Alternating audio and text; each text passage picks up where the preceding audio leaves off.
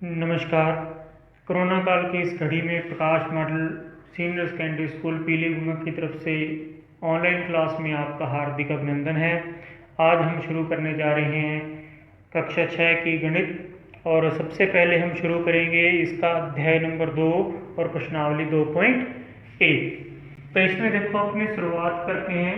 तो पहले आपको बेसिक मैं बताना चाहूँगा कि बेसिक में अपने को पता होना चाहिए कि प्राकृत संख्याएं कौन सी होती हैं। एक तो है प्राकृत संख्याएं और एक होती हैं पूर्ण संख्याएं। इन पे आधारित अपने क्वेश्चन आएंगे, प्राकृत संख्याएं और पूर्ण संख्याएं। तो प्राकृत संख्याएं होती हैं 0 से 1 से शुरू होने वाली, जैसे 1, 2, 3, 4, 5। इस प्रकार आगे सारी जो भी संख्याएं होंगी कहाँ तक, अनंत तक, इसको लिखते हैं अनंत। तो ये सारी की सारी प्राकृत संख्याएं होती हैं। और पूर्ण संख्या यदि इन संख्याओं में अपने 0 को शामिल कर ले, 0 भी शामिल कर लिया, 0, 1, 2, 3, 4, इस प्रकार ये भी कहाँ तक जाएंगी, अनंत तक। तो ये होती हैं अपनी प्राकृत संख्याएं और पूर्ण संख्याएं। तो इन पर आधारित अपने कुछ क्वेश्चन होंगे। पहले तो वो करते हैं, जैसे कि इसमें अपने पहला क्वेश्चन दिया है प्रश्नावली 2.1 में अपने दिया है कि 10,999 के बाद में अगली 3 प्राकृत संख्या लिखनी है। तो 10,999 अपने को संख्या दे दी, इसके बाद आने वाली इसकी अगली अपने 3 प्राकृत संख्या लिखनी है। तो यहाँ पे देखो प्राकृत संख्या लिखा है, तो पूर्ण संख्याओं का मतलब ये है कि उसमें केवल 0 शामिल हो जाएगा। 0 शामिल करते ही वे कौन सी संख्या मानी जाएंगी, पूर्ण संख्या। अगर 0 को हम हटा दें तो मानी जाएगी प्राकृत संख्या। ये तो बहुत बड़ी संख्या है, इसके बाद में जो संख्या आएंगी वो प्राकृत संख्याएं भी हो सकती हैं, उनको अपने पूर्ण संख्या भी बोल सकते हैं। तो आगे वाली संख्या जैसे अपने माने प्राकृत संख्या 3 है, तो 3 के जस्ट आगे वाली संख्या 4 है, 4 से आगे 5 आएगा, 5 से आगे 6 आएगा, 6 से आगे 7 आएगा। तो ये हम निकालते कैसे, देखो 1 में अपने +1 कर दिया तो ये 2 आ गया, 2 में +1 किया 3 आ गया, 3 में +1 कर दिया 4 आया, 4 के बाद की संख्या निकालनी हो तो +1 कर देंगे, 5 आ जाएगा, 5 के आगे +1 कर दिया तो क्या आ जाएगा, आगे वाली प्राकृत संख्या। इसी प्रकार हम इसके आगे वाली संख्या निकालेंगे, तो इनको निकालने के लिए हम क्या करेंगे, +1 करते जाएंगे तो आगे वाली संख्या अपने को मिलती जाएगी। हमने 3 निकालनी है तो हम क्या करेंगे, 10,999 में +1 कर देंगे तो कितना आ जाएगा, देखो 9 और 1 10, 1 10, 1 हंसल बची, 9 और 1 10, 1 हंसल बची 1 1 1, ये हो गया 11,000। तो 10,999 के बाद में आने वाली पहली प्राकृत संख्या अपनी होगी 11,000। इसी प्रकार इसके बाद की अगली संख्या निकालते हैं, दूसरी संख्या, पहली संख्या ये होगी। तो इसी प्रकार इसमें हम क्या कर देंगे, 1 और प्लस कर देंगे, 11,000 में +1 कर देंगे तो 1 0 0 1 1, तो 11,001 हो जाएगा। इसके बाद की अगली और संख्या निकालनी है तो 11,001 में प्लस का 1 और कर देंगे, 2 0 0 1 1। इस प्रकार 10,999 के बाद में आने वाली 3 संख्या हमने निकाल ली। पहली संख्या ये होगी, दूसरी संख्या ये होगी और तीसरी संख्या ये होगी। इसी प्रकार हम दूसरा क्वेश्चन करते हैं। तो दूसरे में अपने को दिया है 10,001 के ठीक पहले आने वाली पूर्ण संख्या लिखनी है।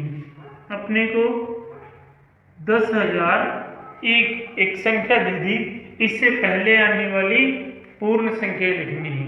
तो पहले आने के लिए देखो हम निकालेंगे, जैसे अपने को देखें, इसमें देखें यहाँ पे 4 है, तो 4 से पहले वाली संख्या निकालनी हो तो हम क्या कर देंगे, इसमें -1 कर देंगे तो पहले क्या आ जाएगा, 3 आ जाएगा। 3 में यदि -1 कर दें, 1 घटा दें तो कितना आ जाएगा, 2, 2 में से 1 घटा दें तो कितना आ जाएगा, 1 आ जाएगा। तो इस प्रकार हम पीछे वाली संख्या मतलब पहले वाली संख्या निकालनी हो तो -1 कर देंगे, आगे वाली संख्या निकालनी हो तो +1 कर देंगे। तो इसी प्रकार इसको निकालेंगे, 10,000 एक में से एक माइनस कर दिया, एक में से क्या 0 0 0 0 और 1, तो ये आ जाएगा 10,000। इससे ठीक पहले आने वाली संख्या क्या आ गई 10,000। इसी प्रकार हमने 3 संख्या निकालनी है, तो इसमें से फिर से हम क्या कर देंगे, 1 माइनस कर देंगे। 10,000 में से 1 माइनस कर दिया, तो यहाँ से आंसर लेंगे, यहाँ पे 9 हो जाएंगे। पहले 10 होंगे, फिर आंसर लेंगे तो यहाँ पे 10 हो जाएंगे, यहाँ पे 9 बचेंगे, 9 बचेंगे, 9 बचेंगे। 10 में से क्या 9, ये 9 9 9, 9,999 आ जाएगा।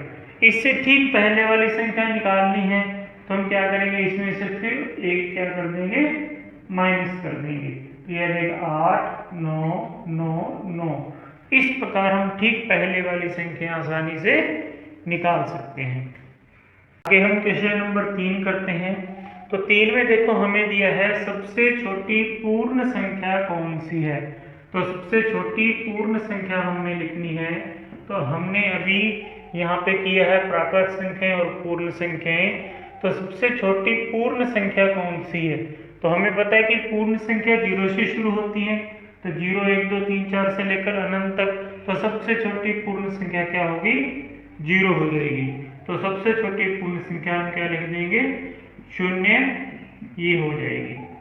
इसी प्रकार हमने लिखना है 32 और 53 के बीच में कितनी पूर्ण संख्या है, या पूर्ण संख्या हम लिख सकते हैं। देखो हमें लिखना है 32 और 53 के बीच की, इसमें 32 को शामिल नहीं करेंगे और 53 को भी शामिल नहीं करेंगे।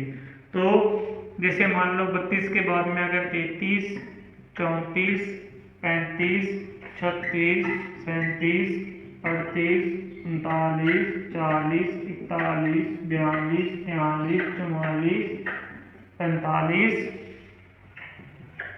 47 48 49 50 51 और 52। तो कितनी होगी, 1 2 3 4 5 6 7 8 9 10 11 12 13 14 15 16 17 18 19 20। तो कितनी हो जाएंगी, 20 संख्याएं। 32 और 53 के बीच में कितनी पूर्ण संख्या आ गई, 20 आ गई। तो यहाँ पे आ जाएगा 20 पूर्ण संख्याएं हैं। इसमें से देखो डायरेक्टली भी निकाल सकते हैं। तो डायरेक्टली निकालने के लिए कि कितनी संख्याएं आएंगी, बीच में कितनी संख्याएं होती हैं, कोई 2 संख्या दे दी उनके बीच में कितनी संख्याएं आती हैं, तो हम निकालने का तरीका ये होता है 53। इसमें से 32 को कम कर देंगे। 32 को कम करेंगे तो ये देखो इसमें एक संख्या काउंट होती है, तो ये एक ज़्यादा आएगी। तो उसके लिए हम क्या करेंगे, एक और माइनस कर देंगे। एक और माइनस करेंगे तो कितना आएगा, 53 में से 32 के फिर बचेंगे 21 में से फिर 1 गया तो कितना आ जाएगा, 20। तो इस प्रकार भी हम निकाल सकते हैं।